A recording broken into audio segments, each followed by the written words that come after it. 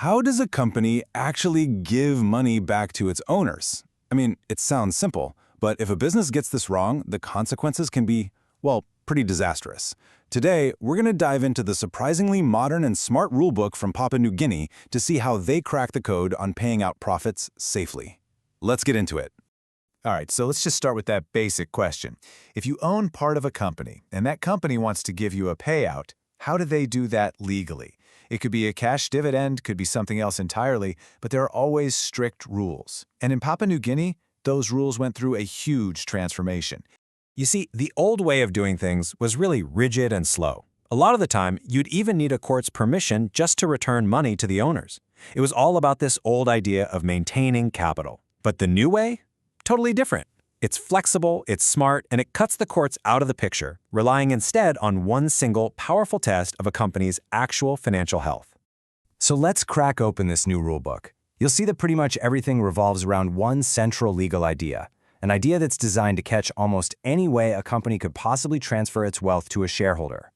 And that concept is called a distribution. The legal definition here is incredibly broad. It's basically any transfer of money or property, direct or indirect, to a shareholder. They even include the company taking on a debt for the shareholder's benefit. And believe me, they wrote this to make sure there are zero loopholes.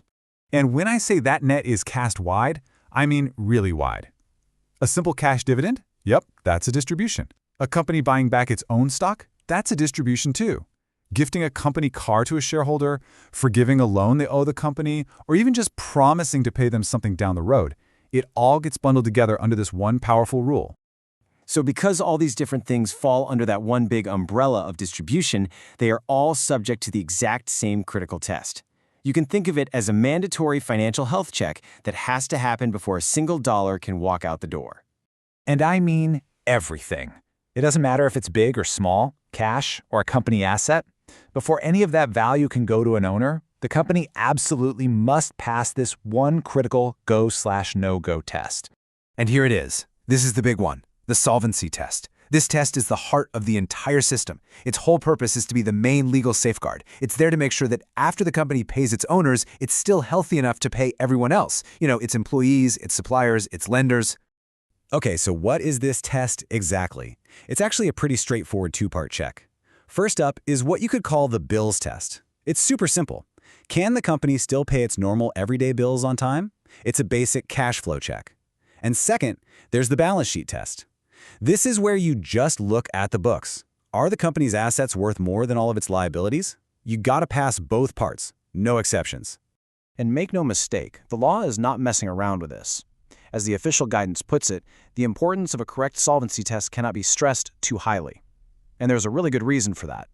Because if the people in charge get this wrong, well, they can find themselves personally on the hook. So whose job is it to actually run this test and make sure everything is good to go? Well, that responsibility lands squarely and heavily on the shoulders of the company's directors. The directors who give a payout the green light have a few huge responsibilities. First, they have to be totally satisfied. Not just hope, but know that the company will pass the solvency test immediately after the payment is made. Second, any director who votes yes has to physically sign a formal certificate confirming this. And third, and this is the real kicker, if that certificate turns out to be wrong, they can be held personally liable to repay the money themselves. Which, of course, brings us to the dramatic part of the story. The system has all these checks and balances, but what actually happens when it all goes wrong? When a payout is made and it turns out the company actually failed the solvency test? Yeah, let's just ask it plainly. What are the consequences for making a payout that wasn't allowed? Who's on the hook when a company pays its owners with money it really can't afford to part with? Well, the main consequence is simple and it's powerful. The money has to come back. The law allows the company, or more likely its liquidators, to literally claw back the value of that distribution from the very people who received it. Okay, so who has to open their wallet? Well, the first stop is the shareholder who got the money. Now, they might have a defense if they received it in good faith, had no idea the company was in trouble, and have already, say, used that money to make a big life change. But if the money can't be recovered from them, then the liability falls directly to the directors who signed that incorrect certificate. And for them, accountability is strict. So when you boil it all down, this whole legal framework is really just a big, delicate balancing act between two goals that are both competing, but also both really important. On one side, you have to reward the owners, right? The system has to be flexible enough to let healthy companies give value back to the people who invested in them. But on the other side, you absolutely must protect the creditors, the suppliers, the employees, the lenders, all the people who rely on that company being able to pay its bills. And that solvency test, that's the tightrope that the whole system has to walk.